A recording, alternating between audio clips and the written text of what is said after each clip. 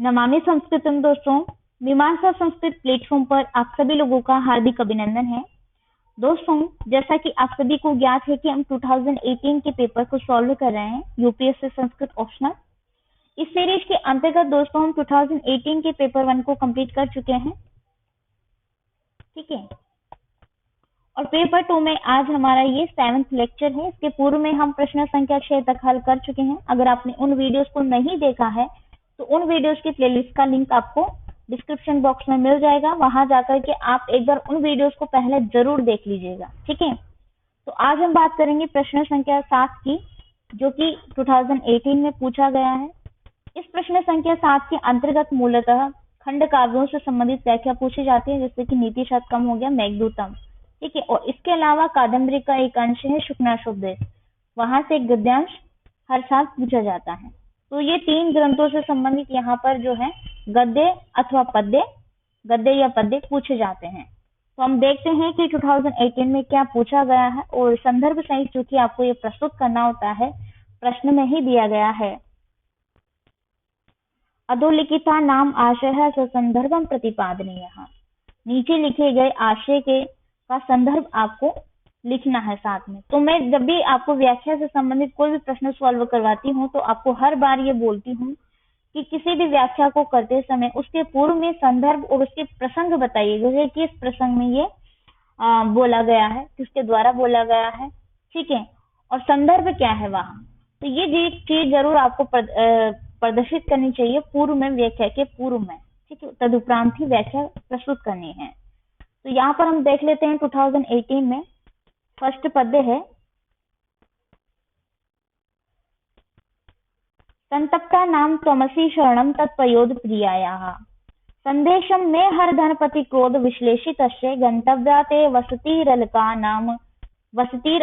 नाम यक्षेश्वराणाम बाह्योद्यान स्थित हर्षिर चंद्रिका ध्योत हरम्या। ये जो पद्य है दोस्तों, ये मेघदूतम से संबंधित है, अर्थात आपको पढ़ने से ही ज्ञात हो रहा है कि कवि कालिदास जी का जो खंड काव्य है मेघदूतम, उससे ये प्रश्न पूछा गया है 2018 में, ठीक है। तो चूंकि मैंने आपको बता ही दिया था कि कहाँ से इसमें प्रश्न पूछे जाते हैं। अब संतप्ता नाम का मतलब होता है जो संतप्त यानी कि तप्त में ताप से पीड़ित हो या विरह से पीड़ित, चूंकि विरह का यहाँ पर नाम आता है मेघदूतम में, तो उसी के संदर्भ में है। आप एक बार पहले देख लीजिए कि इसका क्या अर्थ है, ठीक है। तो यहाँ पर देखिए, ये पद्य जो है यक्ष के द्वारा कहा गया है, और यक्ष यहाँ पर मेघ से प्रार्थना कर रहे हैं, ये इस संदर्भ में यहाँ पर प्रस्तुत किया गया है। तो संदर्भ यह है, और प्रसंग आप बता सकते हैं कि कवि कालिदास जी के मेघदूतम पूर्व मेघ से ये पद्य जो है उद्धृत हुआ है, और संदर्भ आपको बताना है कि यक्ष द्वारा कथित है, जिसमें वो मेघ से अलकापुरी में रह रही उनकी जो भार्या है, पत्नी है, उन तक संदेश पहुंचाने के लिए वो प्रार्थना करते हैं। तो किस प्रकार से वो प्रार्थना करते हैं और पूर्व में क्या क्या प्रलोभन देते हैं या बताते हैं, वही इस पद्य में कहा गया है। तो हे पयोद, पयोद का मतलब यहाँ पर मेघ है, तत्पयोद, पयोद अर्थात हे मेघ, तुम, ठीक है, त्वम अर्थात तुम, संतप्ता नाम, जो संतप्त हैं अर्थात ताप से पीड़ित हैं, अथवा विरह से जो पीड़ित होते हैं, तो ताप से पीड़ितों के अथवा विरह से पीड़ितों के शरणम असि, रक्षा करने वाले हो, शरणम और असि। तो तुम हे मेघ, तुम संतप्ता नाम अर्थात ताप से पीड़ित व्यक्तियों की रक्षा करने वाले हो, इस कारण से धनपति क्रोध विश्लेषित, अर्थात धनपति जो धन के अधिपति हैं, ठीक है, तो वो कौन है? कुबेर। धन के अधिपति कुबेर हैं, जो यक्ष के स्वामी हैं, ईश्वर हैं। तो यक्षेश्वर कुबेर के क्रोध से यक्षेश्वर कुबेर के क्रोध से विश्लेषित से पत्नी से वियुक्त, मैं अपनी पत्नी से वियुक्त मैं मेरे संदेश को, यहाँ पर द्वितीय व्यक्ति एकवचन है, तो संदेश को प्रियायाः अर्थात मेरी प्रिया के समीप या प्रिया के पास हर का मतलब है ले जाओ, ठीक है। हर धातु प्रयुक्त की गई है तो हर का मतलब है ले जाओ। बाह्य उद्यान स्थित, बाह्य मतलब बाहरी, और उद्यान का मतलब होता है बगीचा, आपको भी ज्ञात होगा। तो बाह्य उद्यान अर्थात बाहरी बगीचे में विद्यमान हर्षिर चंद्रिका,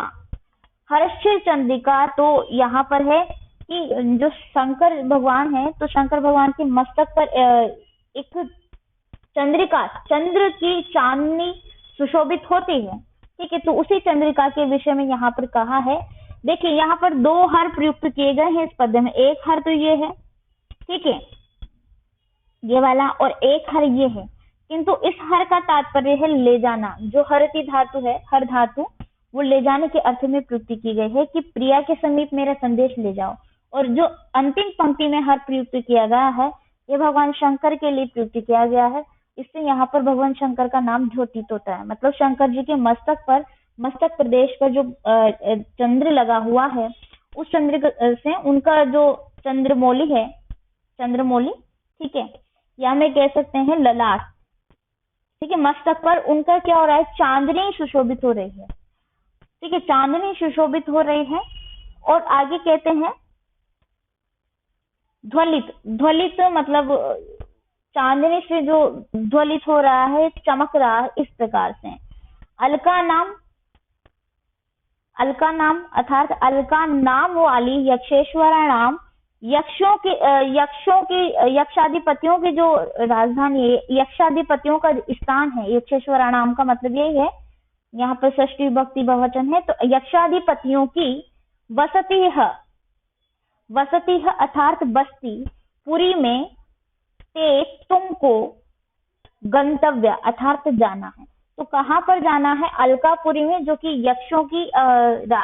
यक्षाधिपतियों की बस्ती है, ठीक है। अलका नाम वाले यक्षाधिपतियों की बस्ती में तुमको गंतव्य जाना है। और भगवान शंकर के मस्तक पर जिस प्रकार से चंद्रिमा प्रकाशित होती है, ठीक है, जो चंद्रिमा प्रकाशित हो रही है, उस चांदनी से ध्वलित वो यक्षेश्वरों की पूरी अलका सुशोभित हो रही है, या उस अलका में वो चांदनी का प्रकाश विद्यमान है। इस विषय में यहाँ पर कवि कालिदास जी ने ये बताया है। किस प्रकार से ये मेघ से प्रार्थना कर रहे हैं यक्ष, मैं आपको एक बार स्पष्ट रूप से बता देती हूँ। उम्मीद करती हूँ कि आपको शब्दार्थ यहाँ के ज्ञात हो गए हैं कि किस शब्द का क्या अर्थ है, ठीक है। तो यहाँ पर मेघ से कह रहे हैं कि हे मेघ, तुम विरहाग्नि से तापित, जो विरह की अग्नि है या जो ज्वाला होती है, ताप होता है, तो उस ताप से जनों की अर्थात मनुष्यों की तुम रक्षा करने वाले हो, ठीक है, तुम रक्षा करते हो। इसी कारण से यक्षेश्वर कुबेर के क्रोध से वनिता वियुक्त, जो मैं अपनी पत्नी से वियुक्त हो चुका हूँ मेरी भार्या से, उस मेरी भार्या तक मेरे संदेश को मेरी पत्नी के समीप तक तुम क्या करो, पहुंचा दो या ले जाओ, ठीक है। और बाहरी बगीचे में स्थित जिस प्रकार से भगवान शंकर के मस्तक प्रदेश को जो सुशोभित करने वाली चांदनी ध्वलित होती है, उस चांदनी का प्रकाश यक्षेश्वरों की पूरी अलका में तुम्हें जाना है, जहां पर भगवान शिव के मस्तक पर लगी वो चांदनी का प्रकाश उस अलकापुरी में हो रहा है। तो उन्होंने स्थान कैसा है वो बता दिया है, ठीक है। और नाम क्या है उस स्थान का, अलका नाम है, जो कि यक्षाधिपतियों की बस्ती है। और वहां पर शंकर जी के मस्तक पर लगी जो चंद्रमा है, उसकी चांदनी वहां पर पड़ती है। अब आपको ऐसे में बता देती हूँ एक उदाहरण देकर के, जब आप मेघ जब जाता है अलकापुरी में, ठीक है, ये अलकापुरी है और ये है यहाँ पर रामगिरी का आश्रम, ठीक है। तो रामगिरी के आश्रम से यहाँ पर जो है यक्ष संदेश भिजवाता है अलकापुरी में। अलकापुरी और रामगिरी के बीच में एक स्थान आता है कैलाश, जहाँ पर भगवान शंकर का स्थान है। तो वहां पर शंकर भगवान निवास करते हैं, अतः उनके मस्तक पर जो चंद्रमा लगा हुआ है, उस चंद्रमा की चांदनी अलकापुरी के उस स्थान पर पड़ती है। तो वो अलकापुरी इस प्रकार से, हर उस अलकापुरी में तुमको मेरी भार्या का संदेश लेकर के जाना है, ठीक है। जो कि मैं किस कारण से वियुक्त हो चुका हूँ अपनी भार्या से, जो धनपति क्रोध, धन के देवता के क्रोध के कारण विश्लेषित से, ठीक है, अर्थात मैं अपनी भार्या से, अपनी पत्नी से वियुक्त हो चुका हूँ, उनके क्रोध के कारण या उनके क्रोध से मैं अपनी पत्नी से वियुक्त हो चुका हूँ, अतः विरह में व्यथित मेरी पत्नी के समक्ष तुम संदेश लेकर के जाओ। इसी का ये यहाँ पर भावार्थ मैंने आपको बताया है। उम्मीद करती हूँ कि ये पद्य का तात्पर्य क्या है, किस तरीके से संदर्भ और प्रसंग आपको प्रस्तुत करने हैं और व्याख्या में क्या लिखना चाहिए वो आपको ज्ञात हो गया होगा। ठीक है, अब आगे बढ़ते हैं। नेक्स्ट जो है दोस्तों, ये एक गद्य है जो कि सुखनाशोपदेश से उद्धृत हुआ है। इस गद्य में क्या कहा गया है, किस संदर्भ में ये प्रस्तुत किया गया है अथवा किसकी कृति है, ये आपको पूर्व प्रसंग और संदर्भ में बता देनी है। तत्पश्चात ही इसका सारांश या व्याख्या प्रस्तुत करनी है, जैसा कि मैंने पूर्व के श्लोक को के रूप को करते हुए, अर्थ करते हुए आपको बताया था। ठीक है, तो यहाँ पर क्या किस संदर्भ में है एक बार देख लेते हैं इसका अध्ययन करके। स्वल्प सत्वम उन्मत्ति करोति सरस्वती अपरिग्रहितम इयम इय एव नालिंगति जनम गुणवंतम अपवित्रम इव न स्पृशति उदार सत्वम अमंगलम इव न बहु मन्यते सुजनम निमित्तम इव न पश्यति अभिजातम अहिम इव लंघयति शुरम कंटकम इव परिहरति दातारम दुस्वप्नम इव न स्मरति मनस्विनम उन्मत्तम इव उपहसति। यहाँ पर लक्ष्मी के गुणों के विषय में बताया गया है कि लक्ष्मी के किस प्रकार के गुण हैं और किस प्रकार के व्यक्तियों के पास वो नहीं रुकती है क्योंकि वो चंचल है। तो सुखनाशोपदेश में से ये उद्धृत हुआ है। सुखनाथ यहाँ पर चंद्रापीठ को क्या उपदेश दे रहे हैं और लक्ष्मी के गुणों के विषय में बताया कि लक्ष्मी किस प्रकार के व्यक्तियों से दूर रहती है, वो इस गद्य में यहाँ पर बताया गया है। ठीक है दोस्तों, तो यहाँ पर जो लक्ष्मी है, पहले तो एक शब्द आया है स्वल्प सत्वम उन्मत्ति करोति। स्वल्प का मतलब होता है कम, जो बल वाला है, जिसमें कम शक्ति है, ठीक है, कम सत्व है, और उन्मत्ति उसको उन्मत्त कर देती है, वो क्या करती है, पागल कर देती है। उन्मत्त का मतलब यहाँ पर पागल से है। तो वो क्या करती है लक्ष्मी कि कम बुद्धि वाले अथवा कम शक्ति वाले व्यक्ति को वो पागल कर देती है, कम बुद्धि वाले को वो उन्मत्त कर देती है। आगे है सरस्वती परिग्रहितम इयम एव नालिंगति जनम। सरस्वती परिग्रहितम इयम इव। देखिए यहाँ सरस्वती शब्द आया है, तो सरस्वती से तात्पर्य है सरस्वती परिग्रहितम, अर्थात सरस्वती को प्राप्त करने वाला जो व्यक्ति है, जिसने सरस्वती को स्वीकार किया है, सरस्वती का ग्रहण किया। सरस्वती से यहाँ पर ये तात्पर्य अर्थात विद्या। ठीक है, कि विद्या को जिसने ग्रहण कर लिया है अथवा जो विद्वान व्यक्ति है, उस विद्वान से वो क्या करती है, ये एवं नालिंगति जन्म, उसका ईर्ष्या से, यहाँ पर देखिए ईर्ष्या एव होगा, थोड़ा करेक्शन कर लीजिएगा इस जगह पर, ईर्ष्या एव। ठीक है, तो ईर्ष्या के समान न आलिंगति, उसका आलिंगन भी वो नहीं करती है। ठीक है, सरस्वती अपग्रहितम ईर्ष्या एव होगा। ठीक है, तो ईर्ष्या एव यहाँ पर करेक्शन कर लीजिएगा।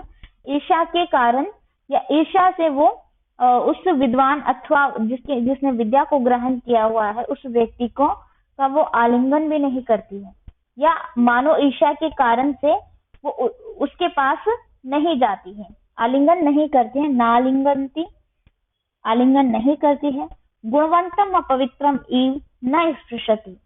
गुणवंतम अर्थात गुणवान पुरुष को, गुणवंतम जन्म गुणवंतम अर्थात गुणवान जो जन है, गुणवान पुरुष को वो क्या करती है, अपवित्रम इव, अपवित्र समझ करके, अर्थात उसको अपवित्र मान लेती है और अपवित्र समझ करके न स्पृशति, उसका स्पर्श भी नहीं करती।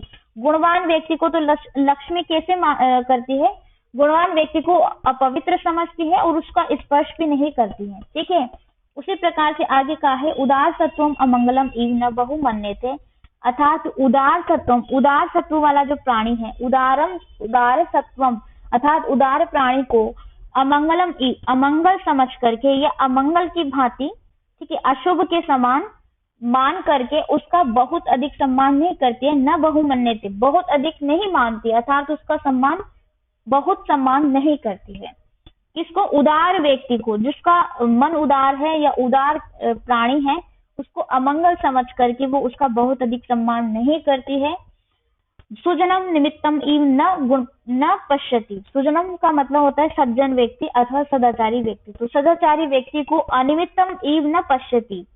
अनिमित्तम इव न पश्यति का तात्पर्य ये हुआ कि वो मानो, सज्जन व्यक्ति को मानो अपशकुन समझ करके, अनिमित्त अर्थात अपशकुन समझ करके उसको देखती भी नहीं है, न पश्यति देखती भी नहीं है। अभिजातम अहिम इव लंघयति। और अभिजातम का मतलब है जो अभिजातन यानी कुलीन कुल में उत्पन्न हुआ हो, ऐसे पुरुष को वो जो कुलीन हो, उच्च कुल में उत्पन्न हुआ है अर्थात कुलीन पुरुष को अहिम इव लंघयति, यानी कि कुलीन पुरुष को वो कैसे करती है? कुलीन पुरुष को सांप समझ करके उसका वो पार कर जाती है। अहिम का मतलब दोस्तों सांप होता है, इसका विभाजन करेंगे अभिजातम अहिम इव होगा। ठीक है, तो अभिजातम का मतलब कुलीन पुरुष को अहिम सांप समझ करके मानो उसको वो इव लंघयति सांप समझ करके वो लांग जाती है, पार कर जाती है। शुरम कंटकम इव परिहरति।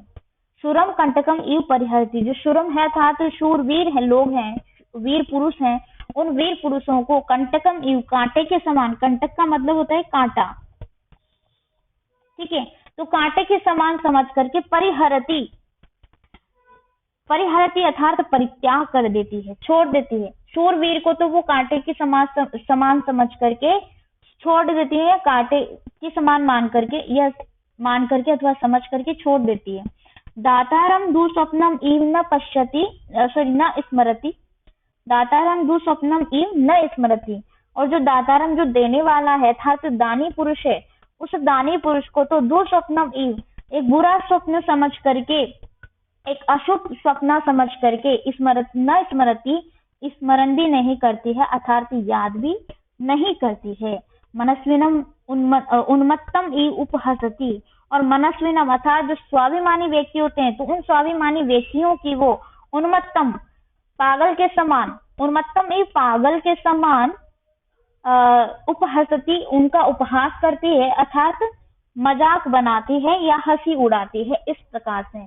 तो ये लक्ष्मी के विषय में यहाँ पर एक बार से मैं आपको स्पष्ट रूप से एक्सप्लेन कर देती हूँ ताकि आपको ज्ञात हो जाए, और उम्मीद करती हूँ कि शब्दों के अर्थ आपको पता चल गए होंगे। तो यहाँ पर चंद्रापीड़ को जो है सुखनाश लक्ष्मी के विषय में बताते हैं कि लक्ष्मी कितनी चंचला होती है और किस प्रकार का उसका व्यवहार होता है। तो लक्ष्मी सरस्वती को प्राप्त करने वाले यथार्थ विद्वान पुरुष से मानो ईर्ष्या के कारण प्रेम नहीं करती है, गुणवान पुरुष को मानो अपवित्र समझकर उसका स्पर्श भी नहीं करती है, और उदार प्राणी को अशुभ के समान मानकर उसका बहुत सम्मान नहीं करती है। सदाचारी अर्थात सज्जन व्यक्ति को मानो अपशकुन समझ करके, अमंगल समझ करके उसे नहीं देखती है। कुलीन पुरुष को सांप समझ करके उसको पार कर जाती है। वीर पुरुष को कांटे के समान परित्याग कर देती है, और दानी पुरुष को अशुभ सपने के समान याद नहीं करती है। और विनय व्यक्ति के पास, विनय अर्थात जो विनम्र व्यक्ति है उसके पास पापी के समान नहीं जाती है। ठीक है, यहाँ पर हम ये कहेंगे कि स्वाभिमानी जो व्यक्ति होता है, स्वाभिमानी को वो पागल के समान हंसी उड़ाती है, जैसे किसी पागल की हंसी उड़ाई जाती है ना, तो उसी प्रकार से जो कोई स्वाभिमानी व्यक्ति है, मनस्विन अर्थात स्वाभिमानी, उसको वो पागल समझ करके उसकी हंसी उड़ाती है।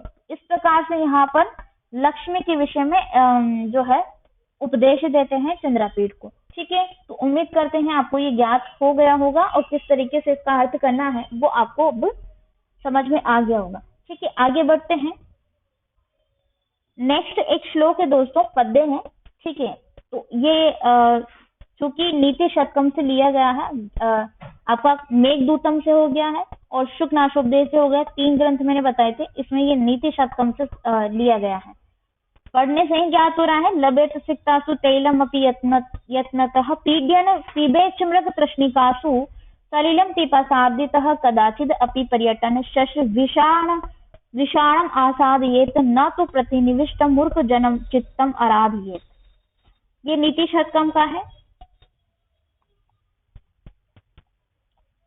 ठीक है, नीति शतकम खंड काव्य से ये पद्य यहाँ पर उद्धृत हुआ है और किस संदर्भ में हुआ है, एक वो मैं आपको बताना चाहूंगी कि एक जो दुराग्रही व्यक्ति होता है, जिसने पहले से ही अपनी धारणा बना ली है कि ये करना, ये इस कार्य को करना है तो इसको करना है, या नहीं करना है तो नहीं करना है, अथवा सामने वाले को नहीं सुनना है, चाहे वो कितनी भी अच्छी बात करे तो वो नहीं सुनेगा।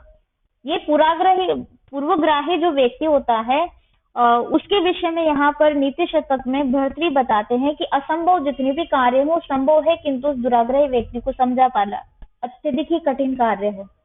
तो उसके विषय में वो कई प्रकार के उदाहरण देकर के बताते हैं। जैसे किस प्रकार के उदाहरण देते हैं वो मैं आपको यहाँ पर बता देती हूँ। कहते हैं कि यत्नतः अर्थात यत्न किया जाए, अर्थात मेहनत की जाए, तो पीड़ित करता हुआ मनुष्य सिक्तासु, पीड़ित करता हुआ मनुष्य सिक्तासु अर्थात बालू से, यानी कि आप समझ सकते हैं सामान्य भाषा में रेत, ठीक है। तो यदि कोई व्यक्ति परिश्रम करे, ठीक है, परिश्रम करे, यत्न पूर्वक वो मेहनत करे, तो वो रेत से भी तैलम अपि, तेल को लभेत प्राप्त कर सकता है। यदि कोई व्यक्ति मनुष्य जो है मेहनत करे, यत्न करे, तो वो रेत से भी तेल को प्राप्त कर सकता है। ये उदाहरण यहाँ पर देकर के बता रहे हैं कि असंभव कार्य, चूंकि ऐसा होता नहीं है कि रेत से तेल निकल सके, किंतु ये असंभव है, किंतु फिर भी ये संभव कार्य है, किया जा सकता है अगर मेहनत करे प्रॉपर तो, ठीक है। दूसरा बता रहे हैं वो कि पिपासार्दितः च, एक जो प्यासा है, प्यास से आकुल है, ऐसा व्यक्ति मृग तृष्णिकाओं में भी सलिलम, जल को खोज करके, सलिलम अर्थात पानी को पी सकता है। मृग तृष्णिकाओं में भी वो एक प्यासा व्यक्ति पानी को खोज करके पी सकता है, ठीक है। उसी प्रकार से पर्यटन, जो एक घूमता हुआ व्यक्ति है, कभी कभी, कदाचित मतलब यहाँ पर कभी हो गया, ठीक है, कदाचित का मतलब कभी, पर्यटन अर्थात घूमता हुआ, अटन जो अटन कर रहा है, घूम रहा है, पर्यटन, तो घूमता हुआ, शश का मतलब होता है खरगोश, ठीक है। तो खरगोश यानी कि खरगोश के विषाणम अर्थात सिंह, तो खरगोश के सिंह को अपि भी असादयेत अर्थात प्राप्त कर सकता है। असादयेत का मतलब भी प्राप्त करना होता है, लभेत का मतलब भी प्राप्त करना होता है, ठीक है। तो यहाँ पर उदाहरण देकर के, तीसरा उदाहरण देकर के बोल रहे हैं कि एक जो घूमने वाला व्यक्ति है, पर्यटन करता है, वो पर्यटन करता करता खरगोश के सिंग को भी पा सकता है, प्राप्त कर सकता है, जबकि खरगोश के सिंग नहीं होते हैं, किंतु यह असंभव कार्य भी संभव हो सकता है अगर वो पर्यटन कर रहा है, घूम रहा है तो, ठीक है। ये असंभव कार्य भी संभव है, किंतु कौन सा कार्य संभव नहीं है? किंतु प्रतिनिविष्ट मूर्ख जन चित्तम, जैसा मूर्ख व्यक्ति, दुराग्रही मूर्ख व्यक्ति के चित्त को, तू का मतलब तो है, ठीक है, तू का मतलब तो एक दुराग्रही मूर्ख व्यक्ति के चित्त को तो न आराधियेत संतुष्ट नहीं कर सकता है। न आराधियत का मतलब है संतुष्ट करना, और न आराधियत अर्थात संतुष्ट नहीं कर सकता है। तो यहाँ पर ये कह रहे हैं भर्तृहरि उदाहरण देकर कि 3 प्रकार के इन्होंने उदाहरण बताया है कि पहला तो यह है कि यत्न पूर्वक अगर मेहनत की जाए, व्यक्ति अगर मेहनत करे तो रेत से भी तेल को प्राप्त कर सकता है। दूसरी बात कर रहे हैं कि एक प्यासा व्यक्ति मृग तृष्णिकाओं में भी सलिल अर्थात तो पानी को खोज करके अपनी प्यास को शांत कर सकता है, बुझा सकता है। और तीसरा उदाहरण दे रहे हैं कि एक घूमता हुआ व्यक्ति भी शश अर्थात खरगोश के विषाणम जिसके सिंग है, तो खरगोश के सिंगों को भी असाध्यत प्राप्त कर सकता है। जबकि ये तीनों कार्य असंभव है, किंतु फिर भी संभव किए जा सकते हैं अगर मेहनत करे तो। किंतु एक जो सबसे असंभव कार्य वो कभी नहीं किया जा सकता है, वो कौन सा है कि एक दुराग्रह मूर्ख व्यक्ति को समझा पाना अत्यधिक ही कठिन कार्य है, उसको अपनी बातों से आप संतुष्ट कभी नहीं कर सकते हैं।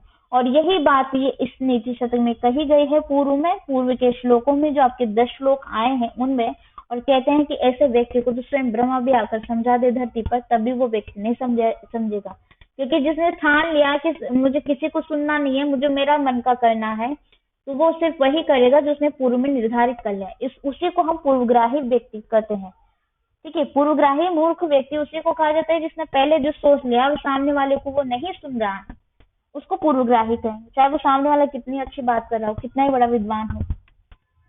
तो ये एक असंभव कार्य है, अतः आप उस दुराग्रही मूर्ख व्यक्ति के चित्त को संतुष्ट नहीं कर सकते हैं। ये बहुत ही कठिन कार्य है, जबकि इतने कठिन कठिन कार्य भी संभव है। रेत से तेल प्राप्त करना, एक प्यासे व्यक्ति जो कि मृग तृष्णिकाओं में भी अपनी प्यास बुझा सकता है, और एक घूमता हुआ व्यक्ति भी खरगोश के सिंग को प्राप्त कर सकता है, किंतु एक दुराग्रही व्यक्ति को संतुष्ट कर पाना अत्यंत ही कठिन कार्य है। और ये नीति शतक में ऐसी शिक्षा दी गई है कि यदि कोई नहीं समझ रहा है व्यक्ति, इस श्लोक से हमें ये शिक्षा मिलती है कि यदि कोई व्यक्ति नहीं समझ रहा है, आपकी बात को नहीं सुन रहा है, तो उस पर टाइम वेस्ट मत करो। जरूरी नहीं है कि वो आपकी बात से संतुष्ट हो जाए, उसको कन्विंस मत करो। ठीक है, आप अपने आप पर काम करो। तो ये अच्छी बात यहाँ पर कही गई है, और इस प्रकार से आप अपने जीवन में भी इन चीजों को एक्सेप्ट कर सकते हैं, धारण कर सकते हैं। और ये चूंकि 2018 में पूछा गया है, तो आप इनको जरूर सॉल्व कीजिएगा। ऐसा नहीं कि मैंने बता दिया तो काम चल गया है। लेक्चर के देखने के उपरांत आप खुद से लिखने का जैसे प्रयत्न करेंगे ना, तो आप बहुत अच्छा लिख पाएंगे। मैं ऐसी उम्मीद करती हूँ जैसे मैंने बताया है जिस तरीके से। तो आप लिखिए, और यहीं पर मैं अपनी वाणी को विराम देती हूँ। आप सभी लोगों का तहे दिल से शुक्रिया दोस्तों कि आप अंततः हमारे साथ बने रहे।